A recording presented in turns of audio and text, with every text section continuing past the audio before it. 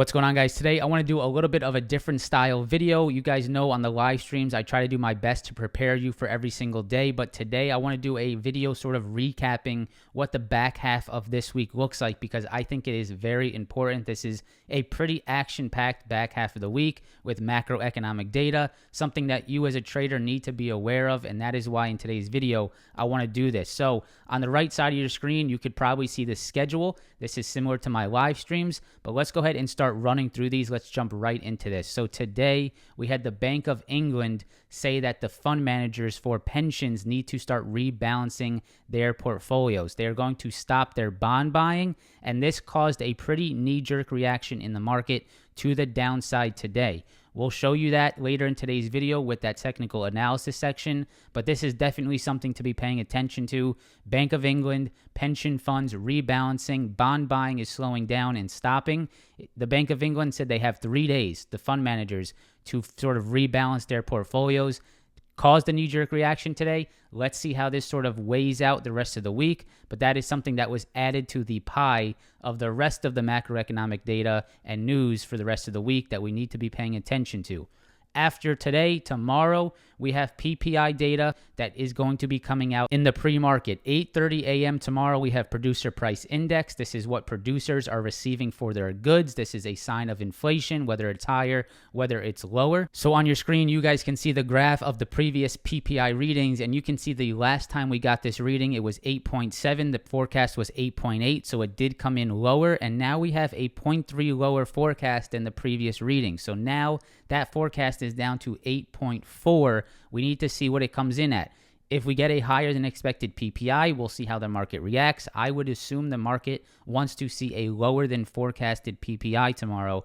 I don't believe PPI will have the largest reaction on the market. I think that is saved for the CPI, the Consumer Price Index, which is coming out on Thursday. Now, after we have the PPI data tomorrow on Wednesday at 2:30, we are going to be getting the FOMC Minutes. We're going to go ahead and get a press release about what the Fed talked about on their previous Federal Reserve meeting. That is at 2:30 p.m. tomorrow. That could cause another reaction in the market, and we need to stay aware of this coming out at 2:30. Protect ourselves, protect our portfolios for that potential volatility. Now, on Thursday, I think this is the largest one. This is the Consumer Price Index. This is CPI. We saw a pretty ugly move last time we got CPI, and I will show you that later in today's video on the technical analysis section. And I'm going to go ahead and pull up the graph right now. So here is the graph on CPI, and you can see that last time we got this reading, we had a higher than forecasted CPI, and that is why we saw that market move to the downside. So the last reading was 8.3, where the forecast was around 8.1, so we had a 0.2 higher than expected CPI reading.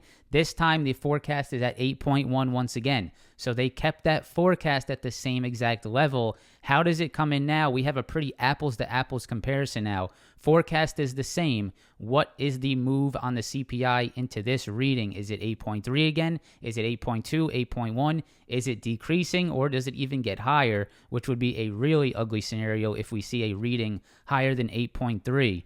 But 8.1 forecasted CPI again, what does it come out? We're going to see that on Thursday, and I believe this is the most important reading that we have for the remainder of this week. At the same time we have CPI, we will see jobless claim numbers, which I don't think have too much of an effect on this market. And then on Friday, we have retail sales, which again, I think will be muted by the CPI reaction. So that's pretty much what's going to be coming out for the remainder of this week. Today, Bank of England, sort of a knee-jerk reaction on that news. Tomorrow, we have FOMC and Producer Price Index. On Thursday, we have CPI, jobless claims. And on Friday, we have that retail sales. A lot of stuff going on the macro side of things, and we have to understand that even as a technical trader, because technicals can be invalidated during these major macroeconomic events. So now that you have a little bit of a picture of what's coming out on the macro side, let's go ahead and jump into the technicals on the S&P as well as on the NASDAQ, and then after that, towards the end of this video, I'm going to give you guys some information on the 50,000 subscriber giveaway, which is live right now. So guys, I want to go ahead and show you what happened here when we had that last CPI reading. On your screen, you can see the last CPI reading was September 13th, and you saw it come in higher than the forecast. It was about 0.2 higher than the forecast, and right here is September 13th. You can see that from the peak of this move, right here, from the peak of this move, which was around 12,990 on the NASDAQ, to the downside, it was about a 7% drop in three 4-hour candles. So over a 12-hour period, we dropped 7% on the NASDAQ. That was a pretty aggressive move on the NASDAQ. If I go to the S&P 500, you're going to see the same thing. This is the 13th of September, and this was about a 6% move on the S&P to the downside when we got that higher than expected CPI reading. So just sort of giving you an expectation, if we get another higher than CPI expected reading, you might see some downside on this market, right? We definitely need to be seeing CPI come down. We need to be seeing the Federal Reserve's actions affect this CPI number to the downside. And if we do not, if we continue to see it come in higher than forecast, we probably should expect the downside on the market. So last time CPI came out higher than forecasted, NASDAQ ES fell anywhere between 6 and 7% to the downside. Just something to prepare for. We can probably expect something similar if it does come in lower than expected to the upside, right? We don't quite know exactly what's going to happen, what to expect. The one thing that we can do as a trader is prepare for it. We can prepare for volatility. We can prepare for big market moves, and that is something to watch out for on this Thursday when CPI comes out. So let's start our longer term analysis here on the ES, and then we'll sort of jump into the shorter term time frames. But when we zoom out and look at these S&P 500, the fact of us getting back down to where we were before the virus came out back in 2020 is not that far-fetched anymore.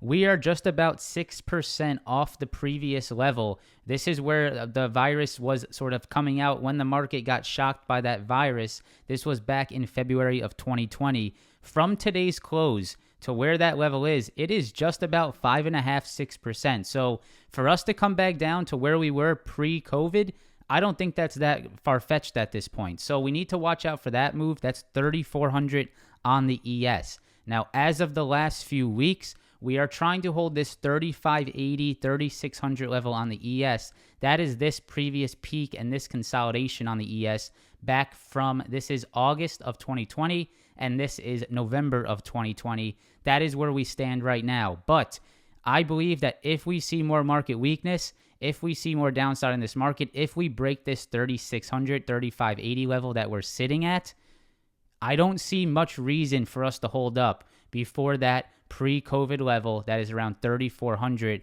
That's about 5.5% more to the downside on the ES. If we see the same reaction that we saw the last time on CPI, we could easily be there by Thursday morning, Thursday afternoon, Thursday night. So we want to make sure to be aware of that. I'm not trying to spread fear here, but we are awfully close to that level that is only 5.5% off the current levels. So now I want to go ahead and break this down into the hourly chart and just get a good look at what's happened over the last few weeks. So guys, here is the hourly chart on the S&P 500 futures, and you can see that last attempt off that 3,580, 3,600 area. We had that push right here. This is that same level we just talked about on the daily chart. We had about a 6% push to the upside in the first half of last week, which was met by the 20 SMA. The 20 SMA on the daily chart rejected this S&P 500 pretty harshly. Now, we didn't quite get back to this retest level, which I was eyeing all in this level here around this 3840 area. I was sort of eyeing for us to come back up into this 3840 and then reject back at these previous lows right here. I was expecting us to move lower, retest that 3840, and then find a rejection. We didn't even quite get there. We couldn't get over that 20 SMA on the daily chart, and that is where the S&P 500 rejected, and we saw that downside come in. Now you can see that even after today's harsh reaction to the downside, the S&P once again, I'll go ahead and zoom in here, held this 3,580, 3,600 on the S&P, and I think this is going to be the level to watch coming into the remainder of this week. Do we lose 3,580? Do we lose 3,600? All down here, you can see we previously held this. Last Friday, we held this level, or 2 Fridays ago, back on the, this is the 3rd of October, and you can see today and yesterday, we traded back down into this level. So for me, on the short term, looking forward, this 3,580, 3,600, which again, if I go to the daily chart and I get more time here, that is the level we talked about previously. So if we zoom out here and we look at that 3,580, 3,600, that is this previous high, and that's this previous consolidation. If we go ahead and zoom back into the hourly, you can see that is exactly where we are trading back on the 3rd of October, and once again today. If we go and zoom in even further, I'll go ahead and go to the 5-minute chart and sort of show you what happened today. You can see we got that reaction to the downside right here intraday. This was that Bank of England news that caused this knee-jerk reaction. Look at where it held, right? It held once again at this 3580, 3600 level. So this level down here is definitely something to be watching out for. The rejection that came in today, interestingly enough, was right at supply, right? So we had this supply around this 3650. The news from England came out, and it was basically a supply rejection and a knee-jerk reaction off that news. That was the perfect storm for a little intraday sell-off. So this upside, I'm going to be watching this 3650. Downside, I'm going to be watching this 3580, 3600. We've been in this channel for the last few days. Moving forward into the remainder of this week, I think you look to see which side of this channel we break. Do we get positive news? Do we break the 3650? Do we get a little break and retest above that 3650 and continuation? Or do we lose this 3580? Do we lose this major level on the daily chart? And do we start to see continuation to the downside, potentially towards that COVID high, pre-COVID level 3400? Now, if we zoom out here on the hourly chart, you can see that channel that we just talked about between 3650 and 3580 is minuscule in size compared to what's happened over the last few weeks. If you look back over the last few weeks and you zoom out, this is that channel we were just looking at, just this little area right here. So that is a very minuscule channel, but it is something that we need to be paying attention to because it may see some momentum depending on which side of that channel it breaks, right? If we break the upside of that 3650, maybe that is our momentum shift to try to see more upside continuation. The next level that I would be watching, if we get that 3650 push, would be right here, guys. This is going to be a major level in my opinion. By the time, if we get back to this 3735, I believe that we are going to see the 20 SMA, which is regressing to the downside.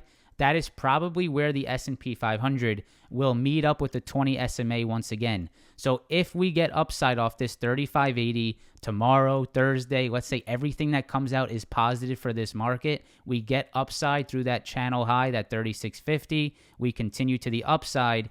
By the time we get up to here, this 3735, which is a previous rejection, and another previous rejection, which was previous support right here. By the time we get up to there, I'm going to assume this 20 SMA has regressed back into that 3740 area. So I'm thinking this right here is going to be a major area on the market.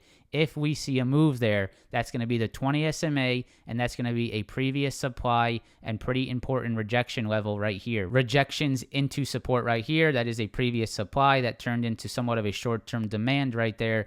If we get back into that level, I'm going to assume that's going to be pretty difficult. So here's my levels on the ES, right? The big time downside level is going to be that 3580. That has to hold. If it doesn't, I'd look for more downside. Next, that 3650. That's our short-term channel that we need to break above. And if we do, I'm looking at this 3735 20 SMA level. That would be the next level to keep an eye out for. So here's a pretty similar analysis on the NASDAQ. You can see that the NASDAQ as of today's close is just about 10% off those pre-COVID levels. So the NASDAQ is still slightly outperforming when you compare it to where we are versus those pre-COVID levels. The ES is just about 6% off those levels. The NASDAQ is now about 10% off those levels. So the NASDAQ is outperforming just a little bit on this move if you compare it to where we were pre-COVID. Now you can see that over the last few days, we've been trying to find some demand here from these previous levels. These are the same time frame levels, that July, that August, that September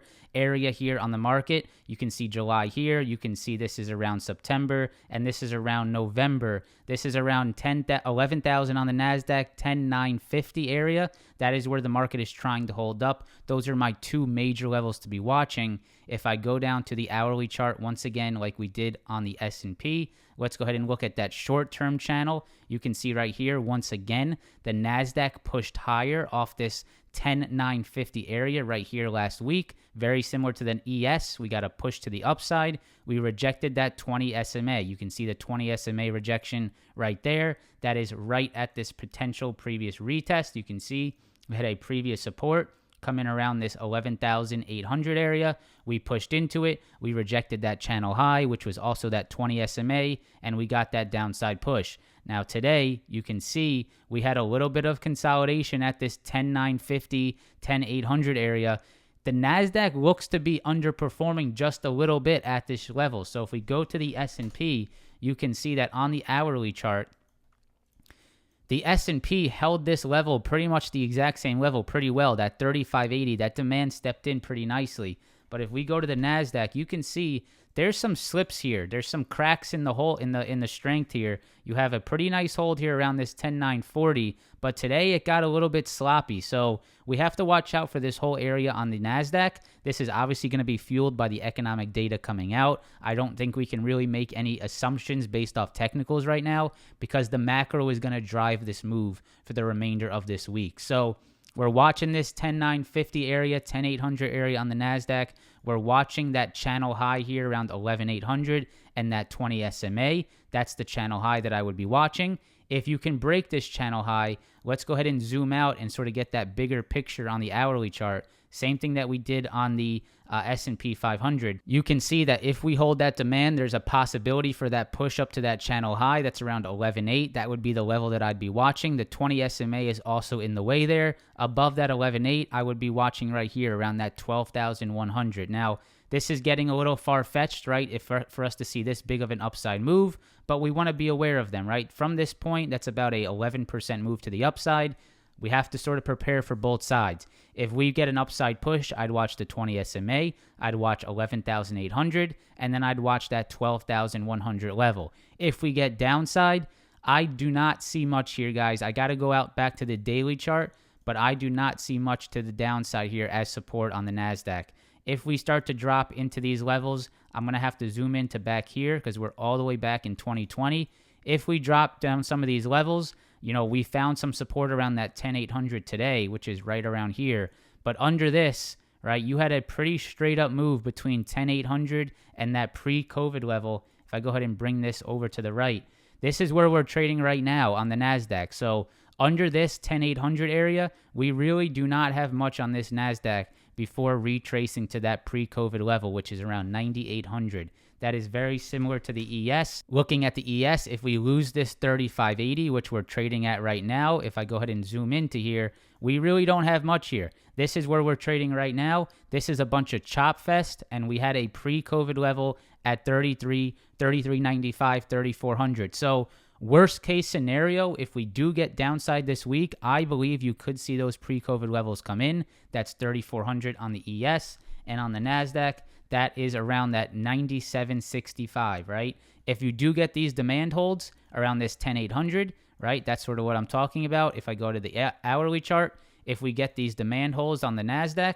we can see there's a potential demand hold here. Watch that 11,800. If we get a demand hold on the ES, watch that 3650, and then up here around that 3735. So those are the technicals that I had for you in today's video. Watch out for some of these levels. Watch that demand level that we're currently holding. Watch some of those upside supply levels for us to potentially reject. And if we have some bad data come out between today, tomorrow, Thursday, and Friday, I don't think it's that far-fetched to be able to see us back at those pre-COVID levels, which is potentially what this market needs before finding any type of strength. So guys, with all that said, if you made it to this point in the video, I want to let you know about the 50,000 subscriber giveaway. I want to say thank you to everyone that has supported this channel so far, and we're going to be giving away some pretty awesome stuff. So I've partnered with MSI on this giveaway. I'm very excited about that. They have been a long-term sponsor of my live streams. We're going to be giving away an MSI MPG Trident. Now, look at the specs that are in this computer: a 3060 graphics card GPU,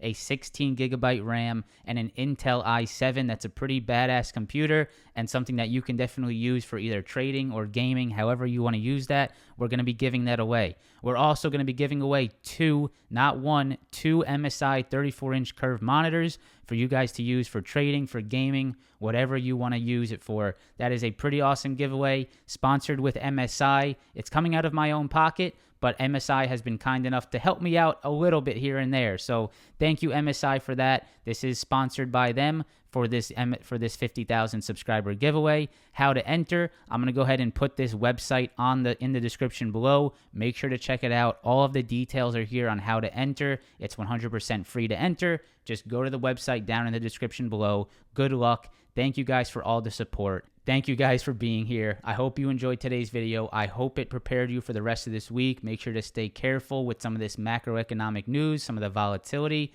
Thank you guys once again for all the support, and I hope to see you in the next video. Peace.